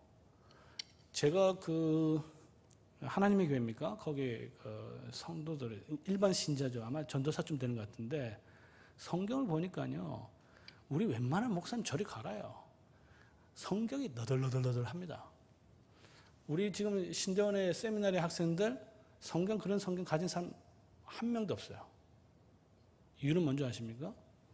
요즘에는 세대들이 전부 스마트폰이 되니까 이 스마트폰 가지고 다 해요. 그러니까 실제로 머릿속에는 없는 거예요. 내가 보기에는. 있다고 생각하는 거죠. 제가 보기에는. 저는 공부는 진짜 아날로그 방식이 제일 좋다고 생각하는데, 줄 긋고 외우고. 그러니까 성경은 주입식 교육을 너무 나쁘게 생각하는데요, 반드시 그런 건 아닙니다. 우리 성경 교육은, 특히 신앙 교육은 철저하게 주입식 교육이라는 거 아시죠? 이스라엘에 들으라 우리 하나님 하나님이신 너는 마음을 다하고 쫙 한 다음에 그 말씀을 어떻게 해요? 머리에 갖다 붙이고 뭐 손에 붙이고, 그죠? 들어갈 때는 문지방에 붙이고 천정에도 붙이고 바닥에도 붙이고. 그러니까 어디 가면은 그렇게 가르친 거예요. 어렸을 때부터. 완전히 주입식입니다. 그리고 유대인들은 거의 시편 같은 거 다 외워요. 예를 들어서 다 외웁니다. 그래야 이게 체화가 되는 거잖아요. 자기 것이 되는 거잖아요. 스마트폰에 있으면 그게 스마트폰 안에 있지. 검색을 해야 나오는데 이게 스마트폰이 없으면 이제 아무것도 없게 되는 그런 상황인데. 그러니까 제가 이야기하고 싶은 건 뭐냐면 성경이라는 게 성경을 가지고 있다고 해서 성경적이 되는 게 아니라는 것을, 이단들이야말로 오히려 더 성경을 훨씬 더 우리보다 많이 보고 있지 않습니까? 그렇기 때문에 기초라고 했을 때는 그 교리적 기초가 대단히 중요한 것입니다. 최근에 제가 이제 그 작은 교회 살아남기 운동에 가서 강의를 하는 것 중에 중요한 몇 가지 이야기를 하는 것 중에 하나가 이건데요. 작은 교회는 이단처럼 해야 된다, 이렇게 이야기를 많이 합니다. 이단이 제가 보기엔 두 가지가 큰, 특히 이제 신천지죠, 강점을 가지고 있습니다. 제가 보기에는 하나는 교리예요. 자기만의 교리가 굉장히 철저하고 이거 진짜 세뇌를 시켜버립니다. 두 번째는 사랑이에요. 그러니까 신천지에 갔는데 왜 빠지느냐? 사람 대접을 받는다 이거예요. 교회에 가니까 사람 대접 못 받더라. 뭐 예를 들어서 목사님들 또 장로님들 좀 돈 많은 사람한테 관심 있고 뭐 가난한 사람 별로 관심 없는데 신천지에 가니까 이거 완전히 황제 대접을 받다. 뭐 때문에 교회 갑니까? 그리고 신천지가 강조하는 게 뭐예요? 그러니까 꼬시는 방법 중에 첫 번째가 뭐냐면 우리 성경 배우지 않을래? 이렇게 얘기하잖아요. 성경 배우는 데 대해서 반대하는 사람 누가 있겠습니까? 그죠? 성경 배우지 않는데 나 성경 안 배울래? 이렇게 하는 사람 있습니까?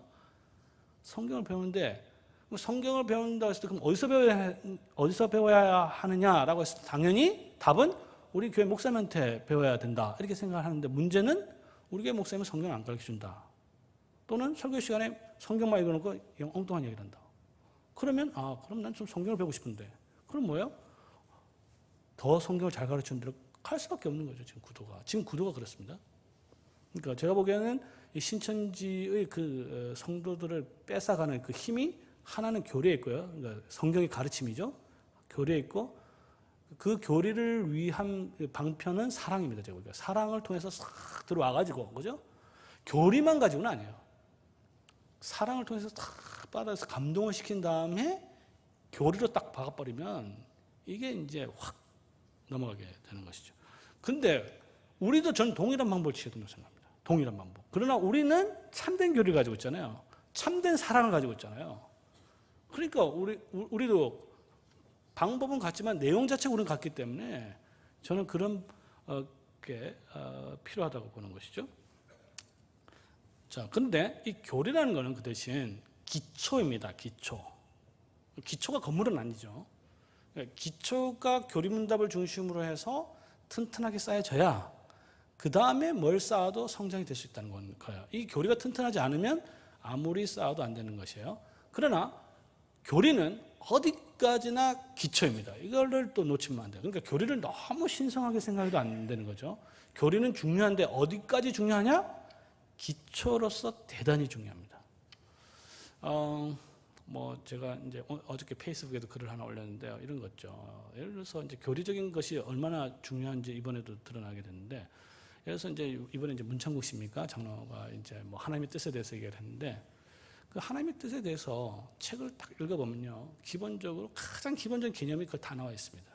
예를 들어서 하나님의 뜻은 기본적으로 hidden will과 revealed will, 그러니까 숨겨진 뜻과 나타낸 뜻으로 구분하는데, 이거 제대로 구분하지 않으면요 엉망이 돼버려요. 그러면 어떻게 되냐면 하나님의 뜻에 대해서 말은 하지만 개념이 뒤섞여 있기 때문에 서로가 이야기를 해도 말이 안 통하면서 전부 다 이게 커뮤니케이션이 안 됩니다. 그런데 교리적 기초가 딱 돼 있으면 지금 저 친구 하는 게 뒤섞여 있구나 바로 파악이 가능한 거죠. 그러니까 revealed will과 hidden will을 갖다 뒤섞여 버려서 사용해 버리니까 이게 우리 전달하는 메시지가 굉장히 엉뚱하게 되는 겁니다. 참고로 지금의 시대는요, 교리가 왜 중요하냐 하면 이번 사건을 통해서 제가 더 훨씬 저는 신학 교수로서 이야기하는 건데, 지금의 시대가 바뀌었다는 걸 우리가 인식해야 됩니다. 시대가 뭐 어떻게 바뀌었냐? 초대 교회로 설명하면요, 속사도 교부 시대와 2세기 변증가 시대가 다릅니다. 완전히 달라요. 속사도 교부 시대는 세상과 교회가 접촉을 하지 않았습니다. 교회도 세상에 대해서 관심이 없었고, 왜? 주님 좀 있으면 오실 거니까. 세상도 관심이 없어요. 별로 몇 명 되지도 않았거든요. 2세기가 되면 확실히 달라집니다. 2세기 변증가들이 확 드러나기 시작하는데 이들은 적극적으로 세상에 대해서 기독교 교리를 합리적으로 변증을 해요. 그리고 세상도 기독교 교리에서 막 공격을 하기 시작합니다. 대표적인 게 이제 캐수스라는 사람인데요. 그러니까 이거는 전에 없었던 현상이 됐다 이거죠. 왜? 기독교 복음이 이전에 비해서 훨씬 확대가 돼버린 거예요. 그러니까 눈에 띄는 거죠. 사람의 관심이 대상이 되는 거죠. 지금 그러니까 그 문창국 장로의 그 뭐 우리 교회 안에서 했다. 이게 옛날에는 통했어요. 옛날에는. 근데 지금은 아닙니다. 더 나아가서 테크놀로지가 발전했잖아요. 그러면서 인터넷 동영상, 옛날 동영상 없었죠. 그러니까 교회 안에서 무슨 얘기를 하든지 뭐 세상에 알려지지도 않았고 세상은 또 알려졌다 해도 관심이 없는 시대인데 지금은 관심을 갖게 됩니다. 왜? 그 장로가 이제 국무총리가 되는 상황이 되잖아요. 그러니까 그 상황이 바뀌어졌기 때문에 그건 뭐냐면 야, 일제식민지도 하나님의 뜻이다. 말은 맞죠. 틀린 거 아닙니다. 그러나 그것은 굉장히 고도의 신학적 설명이 필요한 시대가 된 거예요. 그거 없이 그냥 하나님의 뜻이니까 뭐가 문제냐 이런 식으로 해서는요. 이 불신자들이 우리들의 복음을 갖다 굉장히 우습게 여기게 됩니다. 그걸 지금은 굉장히 합리적으로 그들이 이해할 수 있도록 설명하게 되는 시대가 되어버린 거예요. 시대가 바뀌었다는 것을 우리가 알아야 되고 이것을 제대로 감당하기 위해서 좋은 방법이 뭐냐면 교리라는 것이죠. 예를 들어서 그랬습니다. 옛날에는 예수 천당 불신지옥 하면은 전도됐어요. 저는 그 전도 방법 오늘 하면 안 된다고 생각합니다. 하더라도 용어를 바꿔야 된다고 생각해요. 그들에게 합리적인 용어로 바꾸는 게 예를 들어서 예수 천당은 맞아요. 그러나 불신지옥은요. 일반 불신자들이 받기가 쉽지 않습니다. 그런데 똑같은 단어라도 예수 천당이고 악행지옥이라고 바꿔버리잖아요. 그러면 불신자들도 어느 정도 수긍을 합니다. 제 말 무슨 말인지 알겠죠? 그러니까 동일한 메시지를 전하더라도 그것을 교리적으로 신학적으로 정리를 해서 일반 불신자들이라든지 일반 심지어 연약한 성도들에게도 설명해 주는 시대가 되었는데 그것을 무엇을 통해서 가능하냐? 교리적인 바탕이 튼튼해야지만 가능한 그런 시대가 되었다는 거죠. 뭐 이 상황 변화와 관련해서 하나 더 이야기하면요, 이제 우리 학교에 이제 성교학 교수님이 계신데 요즘에 뭐 우리 목사님들 다 아시겠지만 전도로 가면요, 지금까지 막 뭡니까 이게 나눠주는 거, 그러니까 예수 설명하고 들어라 뭐 이런 거 아니겠어요? 말하는 설교잖아요. 요즘에 나가서 보시면 알겠지만 딱 전하는 순간 봐서 바로 휴청 들어갑니다. 그런데 이제 그 전도학 이제 실습에 나갔을 때 이제 완전히 개념을 바꿔버렸는데 정반대로 듣는 전도로 바꿔버렸어요. 그 뭐냐면 예수 믿으세요 하면은 거들떠도 보지 않는데 이런 거죠. 내가 앞으로 목사 되려고 한다. 또는 이 교회를 지으려고 하는데 어떤 목사가 되기를 원하느냐. 그러면요, 그때부터는 자기가 막 하고 싶은 이야기를 막 쭉 한다는 거예요. 상당수가. 그 옛날에 교회 다녔다는 사람도 많고, 얘네 갔는데 막 당신 똑바로 해라부터 시작해서 앞으로 목사 될 건데 말이야. 이게 절대로 이거 하면 안 된다부터 했어요. 그러면서 이렇게 교감이 되는 거죠, 사실. 그러니까 시대가 바뀌면 바뀌는 거에 따라서 이 똑같은 우리 메시지라도 이거 거기에 맞춰서 바뀔 필요가 있다는 겁니다. 자, 그다음에 이제 교리적인 기초가 얼마나 중요한지 하나 예를 들면요. 대표적으로 이제 예수님께서 모든 족속으로 제자를 삼아라 그랬잖아요. 근데 여기서 이제 좀 놓치는 것 중에 하나가 뭐냐면 제자를 삼는 방법에 관한 문제입니다. 방법에 대한 너무 무관심이 있어요. 예수님은 방법도 가르쳐 줬는데 제자 삼으라는 관심이 있지만 방법에 대한 것은 무관심한데 예수님은 그 방법을 정확하게 가르쳐 줬습니다. 그건 뭐죠? 세례라는 것이죠. 아버지와 아들과 성령의 이름으로 세례를 줘라. 그래서 제자를 만들어라. 그리고 내가 너에게 가르쳐 분반 모든 것을 지키게 하라. 이게 두 가지거든요. 두 가지인데 자, 그럼 세례를 주면 물만 찍으면 되는 게 아니잖아요. 적어도 뭡니까? 성부, 성자, 성령의 삼위 하나님에 대해서는 가르쳐야 되죠. 그 가르치기 위해서 뭐가 필요합니까? 삼위 하나님에 대한 최소한의 교리가 필요한 거죠. 그것을 위해서 만들어낸 게 뭐냐면 요리문답이에요. 그것을 가르치기 위해서 만들어낸 게. 교회가 만들어낸 게. 그리고 그리스도께서 가르친 모든 것을 모아놓은 게 뭐냐면 신앙고백서입니다.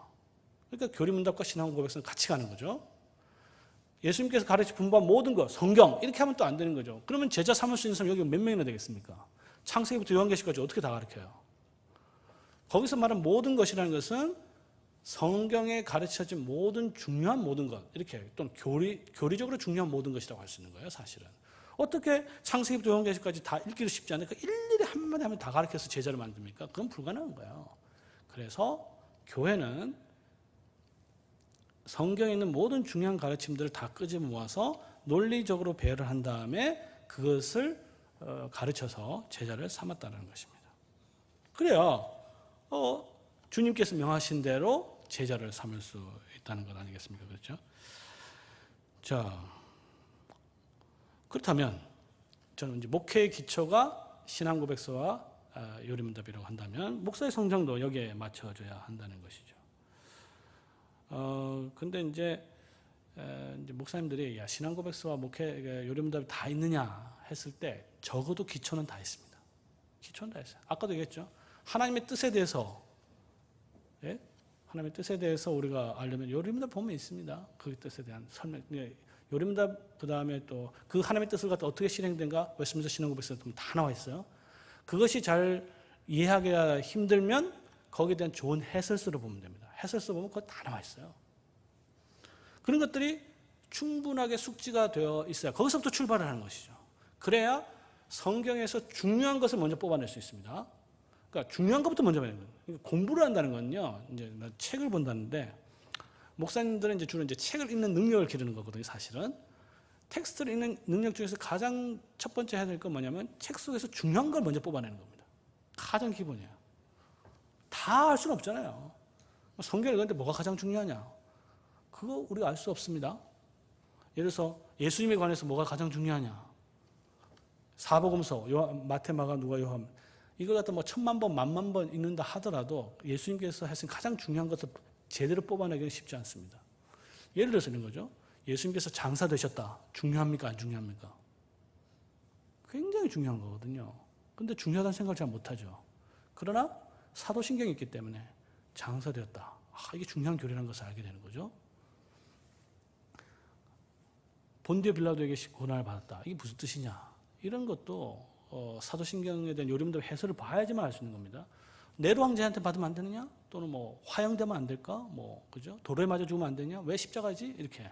그런 모든 중요한 것들은 이렇게 요리문답과 신앙고백서를 통해서 쉽게 체득할 수 있는데 여기서부터 하나하나씩 쌓여져야 이 성장이 기초 위에서 세워진다는 것을 이야기할 수 있습니다.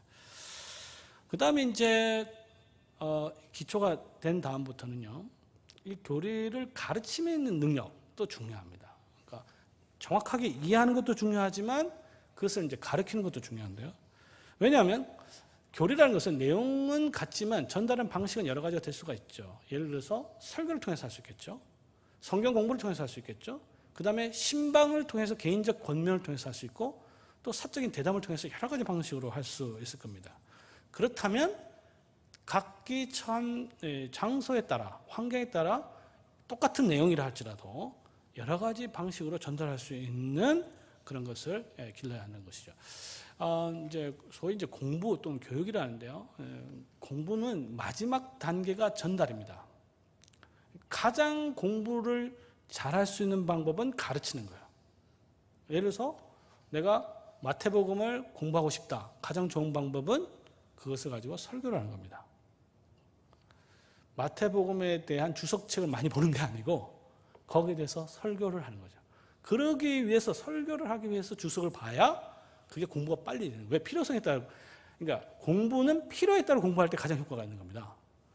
그래서 성경에 있는 중요한 것을 뽑아내고 그것을 제대로 정렬을 하고 자기의 생각을 붙인 다음에 그것을 상황에 맞게끔 표현해서 전달하는 게 공부라고 할 수 있어요. 제가 이제 미국에 가서 이제 한 10년 공부를 했는데요. 10년 동안 한 게 그겁니다.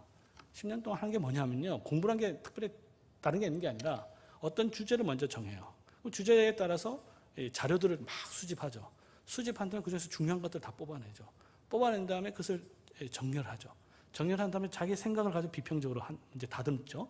다듬은 다음에 그 페이퍼로 제출하는 거. 이게 가장 기본적인 공부입니다. 이걸 10년 동안 하는 거예요.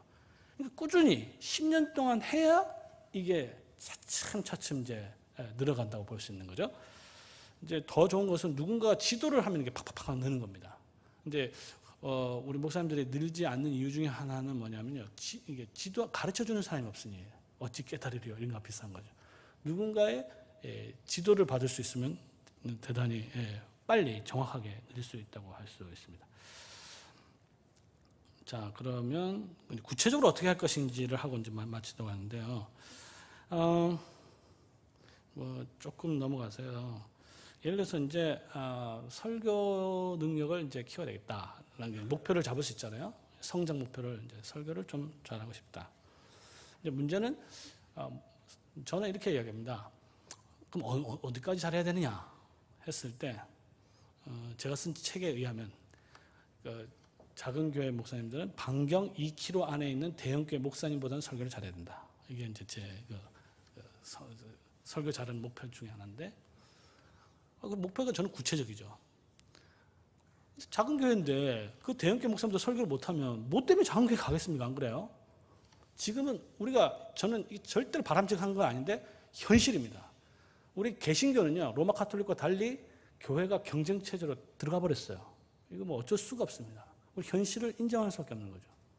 그러니까 저는 그게 바람직하다고 이야기하는 게 아니고 구체적인 목표인데 대형교회 목사님보다 설교 잘할 수 있냐 했을 때 잘할 수 있는데 잘해야 잘할 수 있습니다. 그러니까 잘 준비를 해요. 그게 뭐냐면 쉽지는 않습니다. 예를 들면 대형교회 목사님들은 주로 주일날 설교 한 번 하거든요. 근데 작은 교회는 하나, 둘, 셋, 다섯, 여섯, 7번 하거든요. 절대 이런 상태에서 잘할 수 없습니다. 그래서 저는 작은 교회 목사님일수록 예배 이런 설교 횟수를 확 줄여야 된다고 합니다. 적어도 2번 아니면 1번 해야 아니면 시간을 갖다 더 많이 투자하는지 해야 적어도 같이 되는 거죠. 능력이 갖다 봤을 때. 안 그렇습니까? 저는 능력은 별로 차이가 없을 수도 있다고 봐요. 그런데 시간마저 적다면 절대 잘할 수가 없죠. 그건 말이 안 되는 거죠. 안 그렇습니까?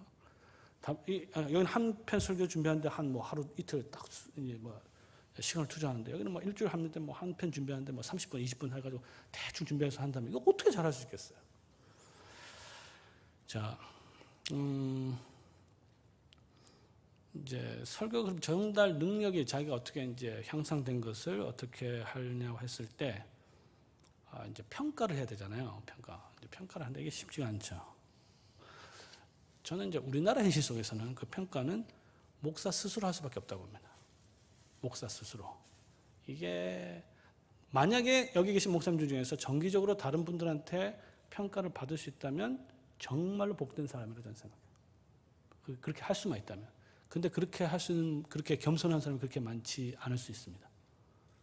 정기적으로 어느 정도까지 계속 점검을 받는 게 굉장히 중요한데 그게 불가능하다면 현실적으로는 스스로 평가를 해야 되는데요. 이게 우리나라는요, 목사 안수를 받는 순간에 어떤 사람의 평가도 거부합니다. 심지어 사모님들의 그것도 잔소리가 돼버려요. 여러 가지 있겠죠. 자기가 잘한다고 생각하는지 아니면 해도 안 되더라. 사모님이 하면 네가 해라.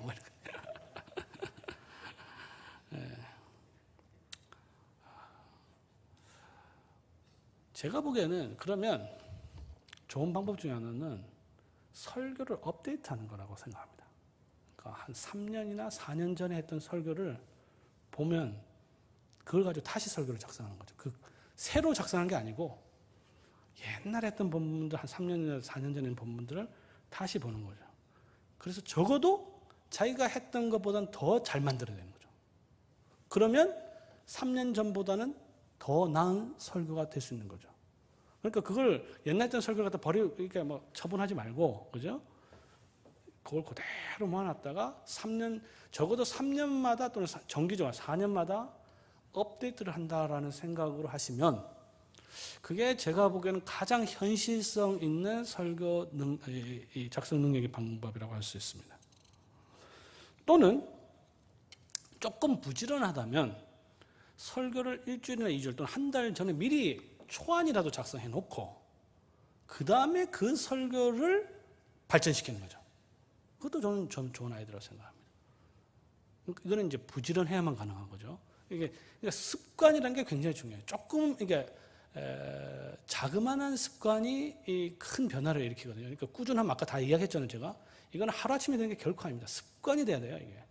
이제 쭉 설교 미루다가 뭐 맨날 토요일 아침에 가가지고 막 이렇게 준비하면, 이렇게 습관 들으면요, 평생 그렇게 준비합니다.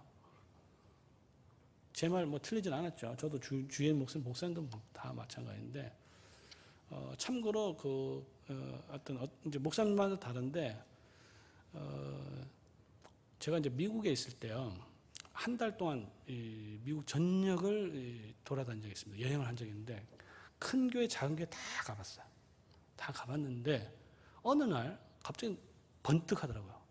목사님들 설교를 생각해 보니까, 평소에 그냥 지나쳤는데, 모두가 다 목사님들이 원고가 없는 설교를 하고 있어요. 원고가 없다는 것은 원고지를 만들지도 않았다는 것이 아니라 원고지는 있죠. 근데 원고지가 전혀 없이 설교를 하는데 우리나라 부흥사처럼 자기 얘기하고 이런 게 아니에요. 굉장히 논리적인 내용을 가지고 설교를 하고 있더라고요. 그걸 딱 듣는 순간에 제가요, 저걸 진짜로 하려면 어떻게 해야 될까 이렇게 생각이 드는 거죠. 굉장히 힘듭니다. 자기가 철저하게 설교가 소화되지 않으면 절대 그런 설교를 할 수 없는 거죠. 미리 준비가 되어서 그렇게 계속 하다 보면 그런 것을 조금씩이라도 이렇게 자기가 체화해서 외운다는 것은 그 토시 하나 없이 외운 게 아니라 그 흐름을 자기가 전달하려고 하는 내용이 정확해야 외울 수가 있거든요. 적어도 아웃라인을 가지고 외울 수 있거든요. 조그만 메모만 있어도 그거 가지고 설교를 할 수 있는 거란 말이에요. 이제 그런 식으로. 그러니까 그러려면 미리 준비를 하고 그걸 업데이트하면서 계속 되새김이라 보통 얘기하잖아요. 되새김을 하면서 자기 것을 만들어야 설교를 그렇게 할 수 있다는 거죠. 그 다음에는 이제 진정한 설교의 이제 그 성장은 결국 이제 메시지를 보는 이제 안목이 이렇게 넓어진다고, 성경을 보는 관점이 이제 커진다고 이렇게 볼 수 있는데요. 제가 하나 예를 들었습니다. 예를 들어서 이제 오순절 성경 사건을 보자 이거죠. 예를 들어서 이제 아주 독특한 사건이죠. 그래서 이 본문을 가지고 오순절 성경 사건 중에서 이제 방언이 아주 중요한 유니크한 독특한 사건이잖아요. 자, 그래서 그 본문을 읽고 이렇게 설교하겠죠. 우리도 성령 충만해서 방언합시다. 이렇게 설교할 수 있겠죠. 이게 이제 전형적인 이제 모범적 설교라고 할 수 있습니다. 그러니까 성경에 이렇게 되어 있으니까 우리도 이렇게 하자. 이게 이제 전형적 모범 설교예요. 여러 가지 이제 폐단이 많죠, 이런 것이. 예수님께서 예를 들어서 무리를 걸어갔으니까 우리도 걸어가자. 이건 말이 또 안 될 수 있잖아요. 예수님께서 죽은 사람 살렸으니 우리도 살리자. 이렇게 가기가 쉽지 않습니다. 그런데 이제 질문을 좀 더 해보자는 거죠. 그럼 방언으로 뭘 이야기했을까? 이제 소위 오순절 친구들은, 죄송합니다. 여기 오순절 오신 분들 계실 수 있는데, 방언에 너무 관심이 많죠. 근데 저는 또 방언으로 뭘 이야기했지? 해보니까 성경에 하나님의 큰 일들이라고 되어 있습니다. 하나님의 큰 일들. 내용이 더 중요한 거죠. 적어도 제가 보기에는 방식이 중요한 게 아니라, 전달 방식이 중요한 게 아니라, 전달 방식도 중요한 의미가 있을 수 있는데. 그러니까 그 하나님의 큰 일들이라고 했을 때는 또 이제 사도행전 1장에 보면 이제 하나님 나라라고 볼 수 있고. 근데 사도행전 그 문맥을 보면은 큰 오순절 전에 문맥이 이제 커지는 거죠. 그 앞에 두 가지 사건이 있습니다. 승천이 있고 사도 보선이 있어요. 사도 보선이 마태를 선출하잖아요. 이게 아주 독특한 사건입니다. 그리고 성령 오순절에 임하고 베드로가 설교를 하거든요. 그러니까 그러면 이제 오순절 사건만 보는 게 아니라 문맥 전체를 보게 되는 거죠. 이게 승천과 사도 보선과 성령의 충만함, 방언의 임함과 베드로의 설교, 이게 쭉 연결된다고 볼 수 있는 거죠. 결국은 이제 그리스도의 승천이라는 것은 이제 승리를 이야기하는 거고요. 그래서 승리를 통해서 우리 안에 이제 직분을 이제 회복시키는 겁니다. 직분을 회복시키는데, 왜냐하면 이제 그 시편의 109편에 있는 말씀을 그대로 인용하면서 유다가 가진 직분을 타인이 취하게 하소서 이야기하거든요. 그 전형적인 저주 시편입니다. 109편이. 그러니까 예수님께서 승리하심으로 뭐 원수들에 대해서 승리를 했는데 그것이 최종적으로 다 이루어지려면 그들이 가졌던 직분들을 우리가 회복해야 된다. 그걸 정확하게 이해했기 때문에 마띠아 선출을 하게 된 거야. 그리고 직분이 회복된 다음에 성령께서 임하시는 거죠. 그러니까 직분과 성령의 충만이 임하고 그 성령의 충만으로 했을 때 방언이라고 했던 것은 바벨탑 사건의 이제 회복이죠. 지금 이제 온 세상으로 이제 복음이 전파되는데 언어가 장벽이란 말이에요. 그것을 깨뜨려 버린 게 방언이었고요. 그리고 성령의 충만함으로 그들이 전한 메시지가 하나님이 큰 일을 드렸고 베드로의 이제 설교가 되는 것이라고 볼 수 있는 거죠. 어쨌든 뭐 제가 한 예를 들었는데 이제 성경을 보는 이런 그 안목들 이런 것들이 커지는 훈련이랄까 그런 성장들 끊임없이 해줘야 기본적으로 목사님들의 성경을 보는 눈들이 계속 커지는데 그럼 이제 구체적으로 어떻게 할 것인가? 뭐 책을 읽어보면 되긴 되는데 뭐 성경 해석의 뭐 7단계 뭐 이런 책들도 있는데 볼 시간도 없고 그렇게 할 수도 없습니다. 제가 해보니까 제가 볼 때 가장 좋은 방법은요 여백 성경을 활용하는 겁니다. 진짜로 추천할 만한 방법인데 여백 성경을 해놓고 하나하나 이제 중요한 깨달음이 있을 때마다 이제 써내려서 자기만의 주석을 만드는 거죠. 그러면 옛날에 깨달았던 거, 그 다음에 깨달은 거, 그러니까 소위 성장 이런 것을 저는 업데이트라고 보거든요. 계속 지속적 업데이트. 그래서 이런 것들 계속 쌓이다 보면 목사님들이 성경을 보는 안목들이 조금씩 계속 그 관점을 가지고 계속 보는 거란 말이에요.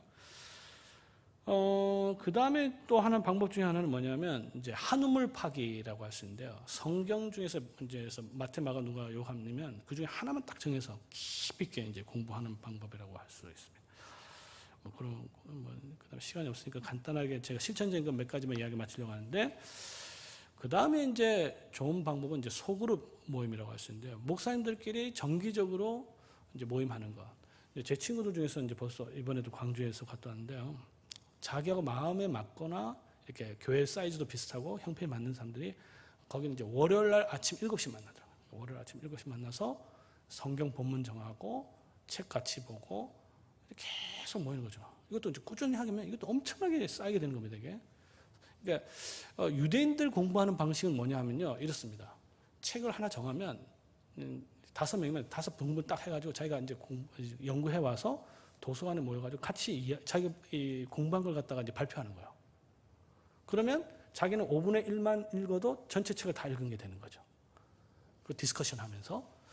그 방식이 이제 유대인들이 이제 사용하는 방법이거든요. 이제 참고로 이건 또 청교도의 방법이라고 할 수 있습니다. 이게 이제 교회와 부흥 컨퍼런스인데요. 이게 전형적으로 청교도들이 사용했던 방법이에요. 청교도들이 맨 처음에는 왕을 통해서 개혁하려고 그랬고, 그 다음에는 의회를 통해서 개혁하려고 그랬고, 이 두 가지가 좌절이 됐을 때 아무런 개혁 수단이 없을 때 마지막으로 선택한 방법이 뭐냐면 컨퍼런스예요. 자기들끼리 모여서 말씀을 같이 공부하고 나누면서 그 말씀을 가지고 교회를 가서 교회 전함으로 교회를 세우는 방식으로 교회를 새로 해왔다는 거죠. 이제 소그룹. 근데 그 다음에는 사실 이 모든 방법은요, 혼자서 잘하는 분들은 별 소용 없습니다. 혼자서 잘하는 분은 혼자서 잘하시면 돼요.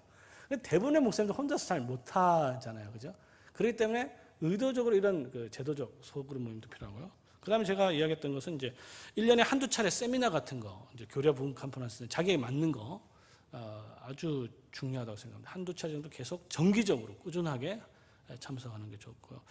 뭐 제가 보기에는 이제 합신에도 아주 좋은 프로그램이 있고요. 제가 또 운영하는 고려신학대원에도 이번에 7월 7일부터 하는데 그런 정기적인 1년에 한두 차례 오면서 쉬면서 이렇게 자기 성장의 계기를 갖는. 저는 이제 여기 이제 부부가 오신 분들인데 저는 부인하고 같이 오는 것도 굉장히 중요하다고 생각해요. 왜냐하면 이게 한 몸이기 때문에 혼자만 이렇게 하는 게 아니라 같이 가는 게 중요하지 않나.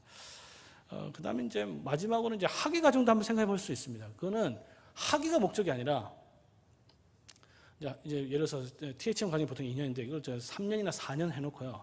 한 과목씩 계속 듣는 거죠. 그러면 이제 적이 있으니까 꾸준히 가는 겁니다. 그러니까 이건 이제 돈도 냈으니까 이거 안 가면 너무 아깝잖아요. 그러니까 꾸준히 한 과목씩 해서 이제 자기의 어떤 성장을 위해서 듣는 거는 정말로 학위를 위해서는 별로 권하고 싶지 않고요. 자기의 성장을 위해서 학위 과정을 이용을 하는 거죠. 요즘에는 이제 성경 강의 과정 같은 것들이 이제 많이 생기고 있다는 것을 제가 보게 되는데 그런 걸 유용하게 사용할 수 있다고 봅니다. 사실은 이제 오늘 강의 결론은요, 공부하는 자가 이긴다, 뭐 이렇게 본질이 이긴다 이런 요즘에 책도 봤는데, 신학교 3년 과정은요, 검증된 목회자 성장 프로그램입니다. 검증된. 물론 이제 그거 한다고 해서 무조건 성장하는 거 아닌데, 우리 목사님들도 생각해 보면요, 신대원 3년 있을 때 가장 많이 성장했을 거예요, 아마. 저는 그렇게 생각합니다. 물론 그렇지 않을 수도 있는데, 그건 뭐냐면 그 과정 자체가 싫으나 좋으나 부족하나마 가장 검증된 방법이라는 거죠. 그렇다면 그 방법을 이제 집중적으로 3년 동안 할 수는 없으니까 계속적으로 그걸 통해서 자기의 이제 부족한 것들을, 그 과목이 여러 가지가 있으니까 그 중에서 부족한 것들을 계속 채워 나가는 것이 가장 좋지 않느냐. 예를 들어서 제가 만약에 이제 풀타임으로 목회한다면, 제가 이제 저의 가장 큰 약점은 제가 생각에는 사람의 감정을 읽는 능력이 부족하단 말이에요. 특히 남자 목사님들은 그렇게 할 수 있는데, 저는 이제 공부를 좀 많이 하니까 이게 책을 읽는 능력은 굉장히 다른 분들도 뛰어난데, 다른 사람이 지금 어떤 감정을 가지고 있는지 전혀 캐치하기가 쉽지 않아요. 그러면요, 이 성도들하고 커뮤니케이션하기가 굉장히 어렵습니다. 그러려면은 뭘 해야 되느냐? 이제 상담학 같은 걸 조금 공부를 해야죠. 사람을 이해하는 것들 집중적으로 해야 성장할 수 있습니다. 그냥 뭐 대충 해서 되는 게 아니고, 그래서 그 책들을 보고 공부를 하면서 저런 반응했을 때 저 사람 어떤 상태인지, 어떤 기분인지, 슬픈지, 기쁜지, 화가 났는지 이런 것들을 사람들 표현을 안 하면 모르는데, 그런 것들 읽어내는 말이나 행동이나 태도를 통해서 읽어내는 법들을 예를 들어서 이제 배워야 된단 말이에요. 이제 그런 것들이 필요하단 말이죠. 그러니까 우리 목사님들이 그런 필요한 것들을 이제 여러 가지 방식으로, 또 학교나 또는 뭐 소그룹이나 또 세미나나 이런 것들을 통해서, 어쨌든 제가 강조하는 건 뭐냐면, 목사님들은 70까지 마라톤이잖아요.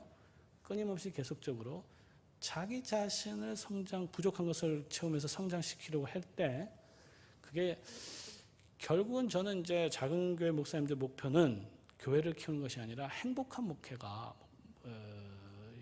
목회의 그 목표가 돼야 된다, 이렇게 생각을 합니다. 네, 정해진 시간이 되었기 때문에 이 정도 마치도록 하고, 우리 뭐 질문이 있으면 한두 개만 질문 받고 마치도록 하죠.